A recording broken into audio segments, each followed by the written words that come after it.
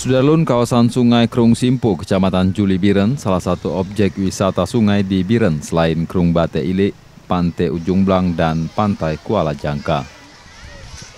Objek wisata Krung Simpu berjarak 18 km arah selatan kota Biren, yaitu berupa lokasi pemandian di sepanjang sungai itu.